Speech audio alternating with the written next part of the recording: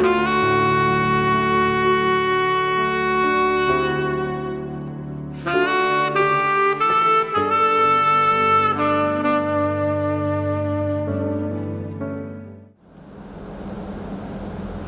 pagi, kita memulai ibadah raya Minggu 10 Januari 2020. Mari Bapak Ibu, Saudara-saudari dan adik-adik sekolah Minggu, kita mempersiapkan hati dan pikiran kita untuk datang kepada Allah kita. Kita bersungguh-sungguh menyembah Allah kita. Kita bersatu.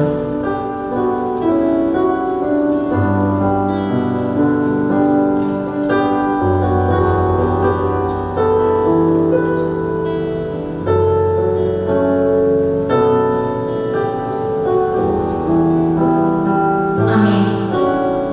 Nats pemimpin kita terambil dari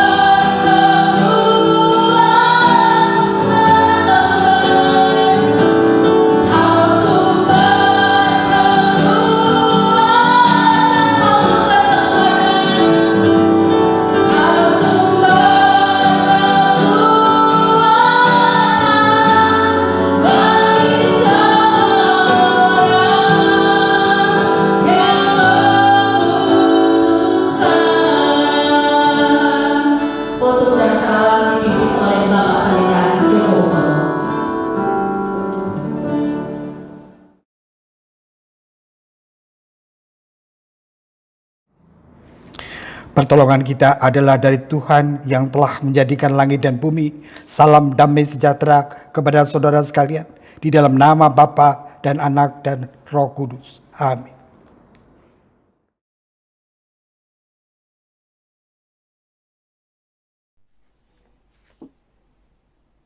Jemaat yang dikasih oleh Tuhan, kita berdiri semua. Pujian berbalasan terambil dalam 2 Tawarik 7 ayat 15 sampai dengan ayat 18. Sekarang mataku terbuka dan telingaku menaruh perhatian kepada doa dari tempat ini. Jemaat,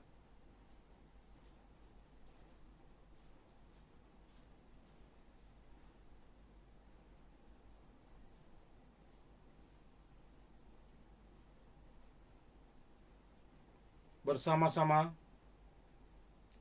mengenai engkau, jika engkau hidup di hadapanku sama seperti Daud ayahmu dan berbuat sesuai dengan segala yang kuperintahkan kepadamu, dan jika engkau tetap mengikuti segala ketetapan dan peraturanku, maka aku akan meneguhkan tahta kerajaanmu sesuai dengan perjanjian yang telah kuikat dengan Daud ayahmu, dengan berkata, takkan terputus keturunanmu yang memerintah atas Israel.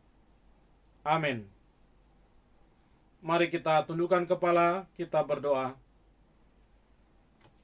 Ya Bapa di surga, kami datang kepadamu di pagi hari ini. Kami bersyukur atas anugerah-Mu bagi kami. Engkau kembali memberi kami kesempatan untuk dapat beribadah kepadamu di tengah keluarga rumah tangga kami masing-masing. Kami bersyukur untuk waktu ini ya Tuhan. Terlebih kami bersyukur untuk segala sesuatu yang Tuhan sudah kerjakan bagi kami. Untuk keselamatan hidup kekal bagi kami. Karena itu ya Tuhan, ketika kami memandang kepada karya penebusan, karya keselamatan yang Engkau sudah kerjakan di dalam Yesus Kristus, kami sungguh-sungguh bersyukur, sebab kami sadar siapakah kami ini, sehingga Engkau menaruh belas kasihan dan menyelamatkan kami. Kami sungguh bersyukur kepadamu ya Tuhan. Oleh karena itu, pada kesempatan ini ya Tuhan, kami mau beribadah kepadamu. Mohon kiranya Tuhan suci kuduskan kami atas setiap salah dan dosa kami, atas setiap pelanggaran kami, atas segala sesuatu yang tidak berkenan kepadamu. Ampuni kami, kuduskan kami, tahirkan kami, dari tutur kata kami, dari tingkah laku kami, dalam hati dan pikiran kami. Tahirkan kami ya Tuhan. Terima kasih ya Tuhan, berkatilah jalannya ibadah kami pagi hari ini. Sarana yang kami gunakan untuk beribadah Tuhan juga berkati. Terima kasih ya Tuhan, kami hendak beribadah kepadamu. Kami alaskan ibadah ini hanya dalam nama Tuhan Yesus Kristus, Tuhan dan Juru Selamat kami. Kami berdoa. Amin. Ibu Bapak Saudara yang dikasihi oleh Tuhan, dengan orang percaya di segala abad dan tempat kita mengucapkan pengakuan iman rasuli. Karena itu hendaklah masing-masing kita berkata, aku percaya kepada Allah, Bapa yang Maha Kuasa, Khalik langit dan bumi, dan kepada Yesus Kristus anak yang tunggal Tuhan kita, yang dikandung dari Roh Kudus, lahir dari anak darah Maria, yang menderita sengsara di bawah pemerintahan Pontius Pilatus, disalibkan, mati dan dikuburkan, turun ke dalam kerajaan maut. Pada hari yang ketiga, bangkit pula dari antara orang mati, naik ke surga, duduk di sebelah kanan Allah, Bapa yang Maha Kuasa, dan akan datang dari sana untuk menghakimi orang yang hidup dan yang mati. Aku percaya kepada Roh Kudus, gereja yang kudus dan am, persekutuan orang kudus, pengampunan dosa, kebangkitan orang mati, dan hidup yang kekal. Amin. Jemaat dipersilakan duduk kembali. Shalom, damai di hati, puji Tuhan. Tahun telah Kita semua pasti menikmati dan merasakan kasih Tuhan yang tiada pernah berkesudahan. Rahmat-Nya selalu baru bagi kita semua. Tuhan Yesus sungguh baik dan teramat baik untuk selama-lamanya. Tiada berkesudahan kasih setiamu Tuhan.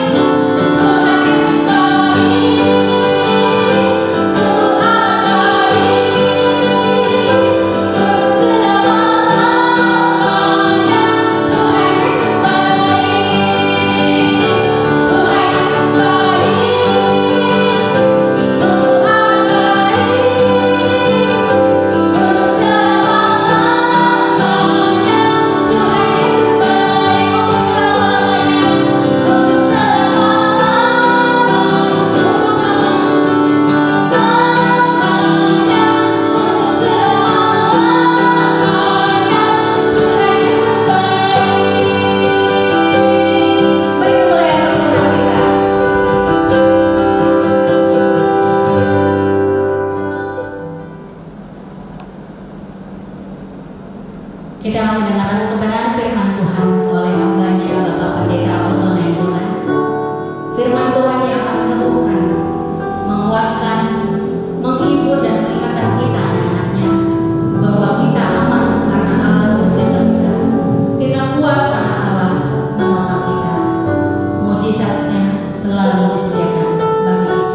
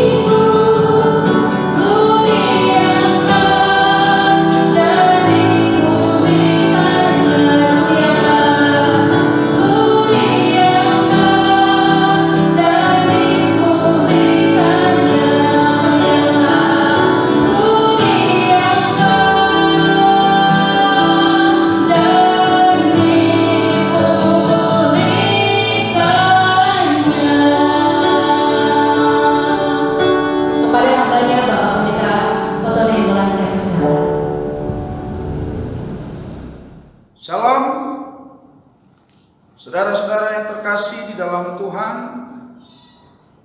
Saatnya kita merenungkan sebagian daripada sabda Tuhan. Namun sebelumnya sama-sama kita akan berdoa supaya kiranya Tuhan memimpin pemberitaan firman Allah pada saat ini. Kita tundukkan kepala dan kita berdoa. Terpujilah Engkau Allah Bapa dalam surga, Bapa yang luar biasa, Allah yang dahsyat di dalam nama Tuhan Yesus Kristus. Terima kasih buat waktu ini. Kami boleh tetap beribadah kepada Tuhan. Kesempatan yang Engkau beri, kami tidak akan sia-siakan Bapa. Melainkan kami mau manfaatkan sebaik-baiknya untuk kami bertumbuh dan bertumbuh di dalam Tuhan. Hadirlah Engkau Tuhan melawat kami melalui firman-Mu pada saat ini. Kiranya Allah memberkati kami dan urapan Roh Kudus ada bagi kami sekalian, melawat kami, memenuhi kami di dalam kami merenungkan sabda-Mu. Urapi dan kuasai hamba-Mu. Kiranya Roh Kudus pimpin hamba. Engkau juga sebelumnya menguduskan, melayakkan, mengampuni salah dosa. Terima kasih Tuhan. Kuasa-kuasa si iblis, si jahat yang tidak berkenan untuk coba mengganggu konsentrasi kami akan merenungkan firman Tuhan, kami tolak, kami hancurkan dalam nama Tuhan Yesus Kristus. Allah saja yang memimpin dan membimbing kami. Dalam nama Tuhan Yesus Kristus kami berdoa. Haleluya. Amin. Hari ini kembali kita merenungkan sabda Tuhan. Dan sebelumnya saya ingin mengucapkan selamat tahun baru buat kita sekalian. Kiranya kekasih-kekasih Tuhan ada dalam perlindungan dan anugerah rahmat Allah yang dahsyat bagi kita. Amin. Bagi jemaat-jemaat Tuhan yang terkasih, kalau kita merenungkan hari demi hari yang sudah kita lalui, gereja Tuhan bertumbuh dan bertumbuh. Kalau tema hari ini kita mau belajar tentang gereja yang hidup dalam takut akan Tuhan. Ini adalah ciri-ciri gereja yang sedang bertumbuh. Amsal pasal 14 ayat 26 sampai ayatnya yang ke-27. Mari sama-sama kita merenungkan dua ayat ini dan saya akan membacakan buat kita sekali. Dalam takut akan Tuhan ada ketentraman yang besar, bahkan ada perlindungan bagi anak-anaknya. Takut akan Tuhan adalah sumber kehidupan, sehingga orang terhindar dari jerat maut.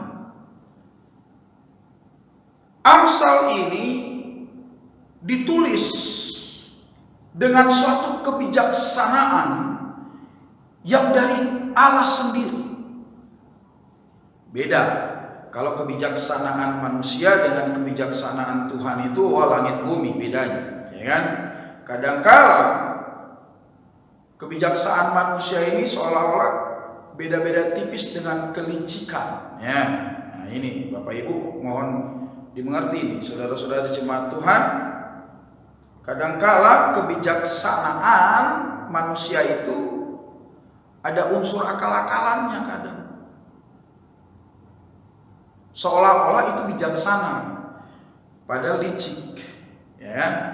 Nah, hari ini kita mau belajar apa yang disampaikan oleh seorang yang bijaksana ini, yang dipimpin oleh Allah saat dia menulis dua ayat ini. Dikatakan di sana, dalam takut akan Tuhan ada ketentraman yang besar. Kalau kita mengacu pada tema tadi, gereja yang hidup dalam takut akan Tuhan. Pertanyaan yang pertama, who's the church? Siapa gereja? Pemahaman yang harus kita miliki bukanlah gereja sebagai gedung, bukanlah gereja sebagai organisasi. No. Tetapi gereja yang sesungguhnya adalah kita sendiri secara organisme. 1 Korintus 3:16, 1 Korintus 6:19 jelas di sana dikatakan bahwa kehidupan kita ini adalah bait Allah, bait Roh Kudus. Tapi kadangkala kita nggak sadar gitu. Kita nggak sadar bahwa kehidupan kita ini merupakan wujud gereja yang sesungguhnya. Dan kalau kita pahami kemudian, gereja itu sendiri adalah suatu tempat untuk memberitakan firman Allah. Di gereja itulah firman Tuhan disampaikan. Oleh sebab itu, pemahaman yang harus kita miliki adalah bahwa melalui kehidupan kita, firman Allah itu dapat dinyatakan. Firman Allah itu dapat diberitakan melalui kehidupan kita. Pada bagian yang lain firman Tuhan bilang apa? Jadilah engkau sebagai kitab-kitab yang terbuka, yang dapat dibaca. Dan saya berharap orang-orang yang ada di sekitar kita bisa membaca kehidupan kita. Dan saat mereka membaca tentang kehidupan kita, yang dibaca adalah bagaimana kasih Kristus ada bagi setiap umat manusia. Itu seharusnya. Tapi kadangkala orang lihat kehidupan kita ini, aduh, minta ampun. Ya. Ibu-ibu kadang terkenal bukan karena terkenal dia memberitakan firman Tuhan melalui hidupnya, tapi dia terkenal karena dia tukang gosip. Ya. Ibu-ibu itu. Kadangkala anak-anak perempuan juga anak-anak muda doyannya, senangnya ngegosip. Apa vitaminnya? Gak ada vitaminnya ngegosip gue. Ya kan? Apa vitaminnya? Gak ada. Itu. Kadangkala juga bapak-bapak atau laki-laki, anak-anak muda, kehidupannya yang dibaca oleh orang-orang adalah kehidupan yang tidak menyatakan kasih Kristus. Judi mabuk lah, pasang-pasang togel lah, ya kan? Aduh. Itu sebabnya kita mau belajar kehidupan seperti apa gereja itu yang mampu menjadi pusat atau center dari pemberitaan firman, yaitu kehidupan yang takut akan Tuhan. Kehidupan yang takut akan Tuhan inilah yang hari ini kita mau belajar. Sehingga pada akhirnya gereja yang sesungguhnya adalah gereja yang sedang bertumbuh karena dia kehidupannya takut akan Tuhan. Pemahaman tentang takut akan Tuhan kita mau belajar dari dua sisi, melalui dua ayat ini tentunya. Takut akan Tuhan, jika kita melihat dari ayatnya yang ke-26 dikatakan di sana, dalam takut akan Tuhan ada ketentraman yang besar, bahkan ada perlindungan bagi anak-anaknya. Takut akan Tuhan, pemahaman yang pertama adalah wujud cinta kasih kita kepada Tuhan. Begitu cintanya kita akan Tuhan, ya kan? Sebagaimana kalau kita renungkan, kalau kita pacaran, ya kan, suami istri, orang tua sama anak, begitu kita menyatakan kasih kita kepada pasangan kita, kepada anak-anak kita, kepada orang tua kita, pemahaman yang seperti ini tentang takut akan Tuhan, yaitu wujud cinta kasih kita kepada Tuhan. Coba kalau orang pacaran, ya kan, nih, kalau orang pacaran itu kalau jauh dari pasangannya, dia nggak suka gitu. Kenapa? Ada satu rasa yang kurang, ada satu sosok yang hilang kalau jauh dari pasangannya. Ada perasaan tanda tanya, pasangan gue lagi ngapain ya kan? Udah makan atau belum? Ya itu. Coba ingat kalau waktu masa-masa pacaran, yang cowok nanyain ceweknya, Beb, ditelepon, udah mamam belum? Mamam, aduh mamam, ya, udah makan belum Beb? Belum, makan dong, ya kan? Karena jauh, pasangannya jauh. Tapi kalau dekat, beda perasaan itu, beda. Kenapa?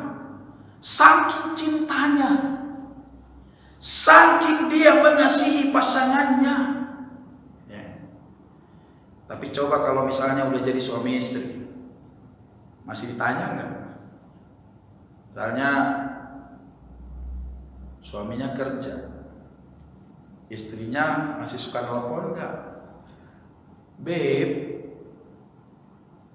udah mamam? Mamam lagi, ya kan? Aduh, bisa jadi nggak pernah lagi ditanya, ya kan?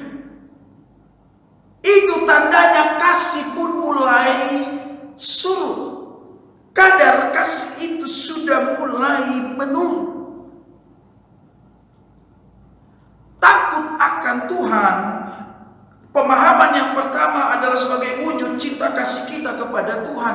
Ini yang harus kita jaga, supaya cinta kita kepada Tuhan, kasih kita kepada Tuhan itu dapat kita jaga kualitasnya dari hari ke hari, dari hari ke hari, sepanjang masa, dalam segala keadaan.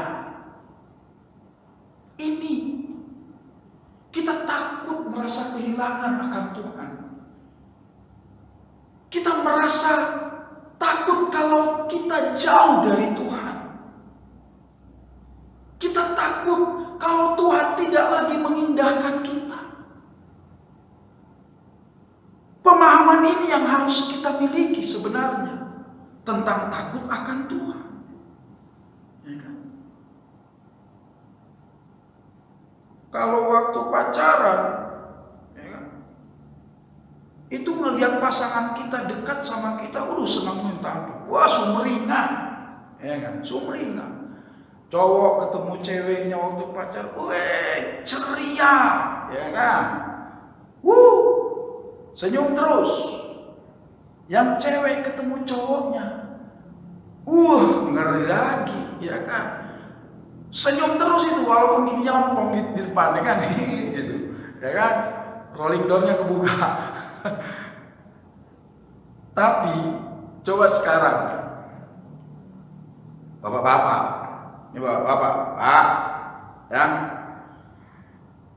Kalau kau ketemu istrimu, Pak, ya, sekarang ini, Pak, ya kan, apalagi masa pandemi begini, Pak, ya, penghasilan berkurang, ya kan, pendapatan berkurang dan lain sebagainya, ya. Gimana? Anda melihat istri Anda, waktu Anda dekat dengan istri Anda melihat gerbang sorga atau gerbang alam maut, Pak? Ya kan? Anda sedang melihat gerbang sorga atau gerbang alam maut. Demikian sebaliknya, hai engkau istri, engkau waktu melihat suamimu dekat denganmu, ya kan? Kau melihat gerbang sorga atau gerbang alam maut? Ya kan? Datang ada satu istri bilang, tergantung tanggalnya, Pak. Kalau tanggal 1 sampai 7, wah, saya melihat gerbang sorga, Pak. Tapi kalau pertengahan, ya antara itulah, Pak, ya. Tapi kalau udah mulai akhir-akhir bulan, saya melihat gerbang alam maut. Hai, apakah kasihmu hanya dipengaruhi oleh keadaan, kondisi? Seharusnya tidak. Terlebih kasih kita kepada Tuhan tidak boleh dipengaruhi oleh apapun, ya kan? Itu pemahaman yang pertama yang harus kita miliki benar. Takut akan Tuhan adalah wujud cinta kasih kita kepada Tuhan. Cinta kasih kita yang membara. Pemahaman yang kedua, takut akan Tuhan. Dalam ayatnya yang ke-27 di sana dikatakan, takut akan Tuhan adalah sumber kehidupan, sehingga orang terhindar dari jerat maut.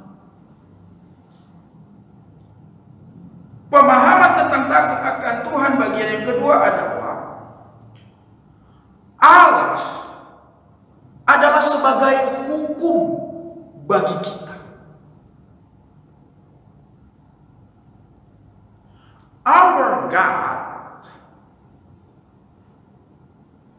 He is the law for us. Dia adalah hukum bagi kita. Ini yang harus kita pahami dengan benar. Pemahaman waktu kita bicara tentang Allah adalah sebagai hukum, bukan berarti kalau kita salah Tuhan pasti hukum. No, tidak seperti itu. Pemahamannya adalah bahwa Allah kita punya hukum yang baru, hukum yang diperbaharui. Apa itu? Hukum kasih, hukum di mana penuh dengan anugerah dan rahmat Tuhan. Tetapi bukan berarti juga waktu hukum Tuhan penuh dengan anugerah, rahmat dan kasih Tuhan, lalu kita mulai hidup sembarangan. Lalu kita hidup dengan sembrono. Udah bikin dosa aja, Tuhan pasti ampuni kok. Udah judi mabuk lagi aja, zina, nanti Tuhan pasti ampuni. Hei, enggak seperti itu. Allah kita adalah Allah yang menjadi raja.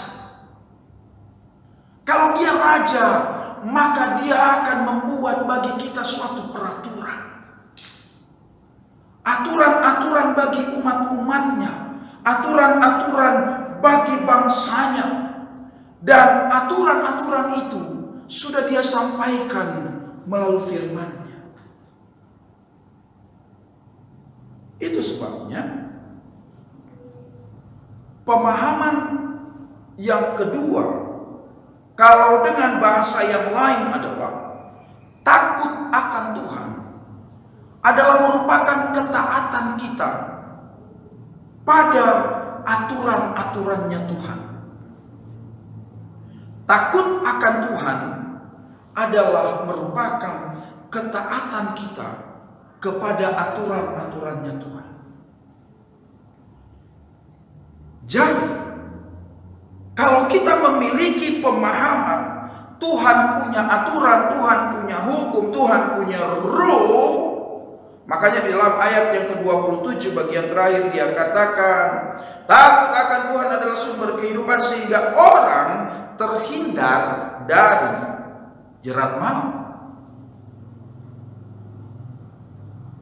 Mari sama-sama waktu kita melakukan kebenaran firman Allah, hidup baik, hidup sopan, hidup dengan tertib, itu bukan karena ada hukum yang sedang membatasi kita, tidak. Tetapi kita mau menjadi warga-warganya Tuhan yang taat akan aturannya Tuhan. Kita adalah umat-umat Allah yang mau belajar untuk mengikuti apa yang menjadi aturannya Tuhan. Oleh sebab itu, orang-orang yang takut akan Tuhan pada bagian kedua, mereka tidak akan zina, judi mabuk, korupsi, pokoknya yang jahat-jahat, yang dosa-dosa dah, ya. Itu. Mereka nggak akan lakukan itu. Kenapa? Karena dia taat pada aturan-aturannya Tuhan. Saudara-saudaraku yang terkasih dalam Tuhan, saat kita memahami tentang bagaimana kita taat pada aturan-aturannya Tuhan adalah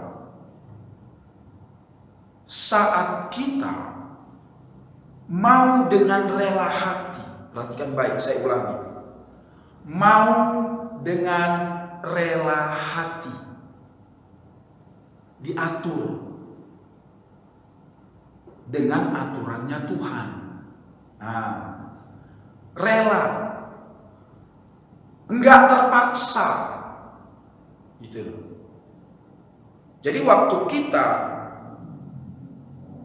mempunyai pemahaman takut akan Tuhan adalah merupakan ketaatan kita kepada aturan-aturannya Allah, maka kita mau dengan kerelaan hati. Ya. Jadi jangan merasa terpaksa. Karena waktu kita merasa terpaksa melakukan aturan-aturannya Tuhan, gak akan pernah benar. Karena pada akhirnya pasti kita ngedumel. Ya kan? Pasti kita ngedumel. Contoh, misalnya kita lakukan hal-hal yang jahat, kita lakukan hal-hal yang dosa. Di belakang hari kita menyesal, ya kan? Memang kalau penyesalan itu selalu ada di belakang sih. Karena kalau ada di depan itu pendaftaran namanya, bukan penyesalan, ya kan? Jadi kalau di depan itu pendaftaran, penyesalan ada di belakang. Nah, kita menyesal. Lalu kita minta ampun sama Tuhan. Tapi nggak rela kita kalau kita nggak lakukan lagi hal yang sudah kita lakukan tadi. Gitu. Ini namanya kita nggak tulus, kita nggak rela minta ampun sama Tuhan. Karena memang dari awalnya kita nggak rela ikut aturannya Tuhan. Gitu loh. Jadi waktu kita taat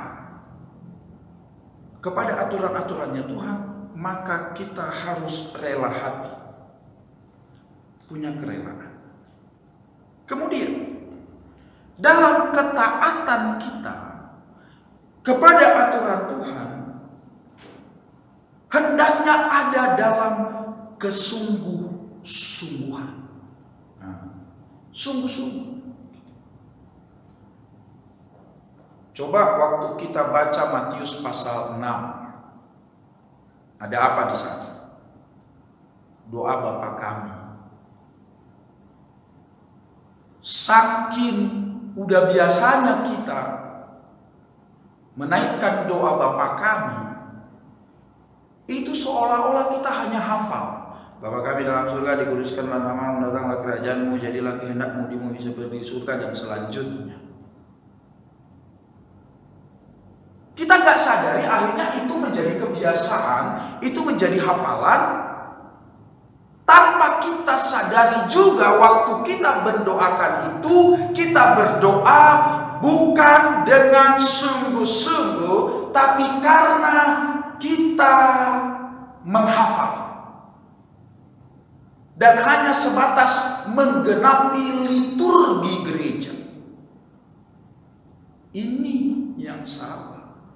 Jadi kalau mau taat sama aturan Tuhan, lakukan dengan kesungguhan hati.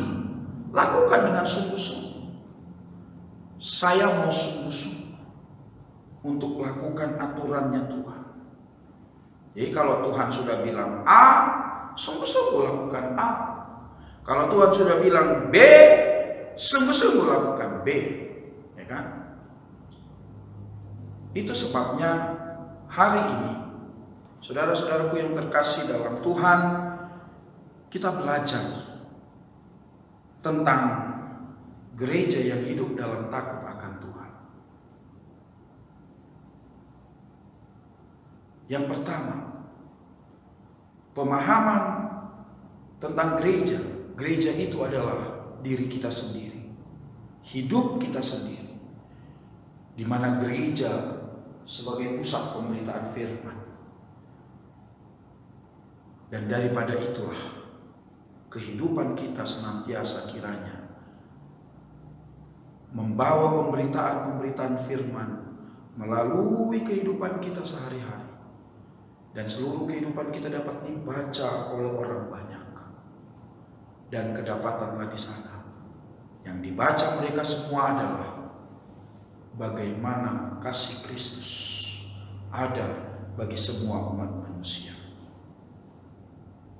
Dan gereja yang sesungguhnya itu, jika dia bertumbuh, tentunya kehidupan gereja itu adalah kehidupan yang takut akan Tuhan.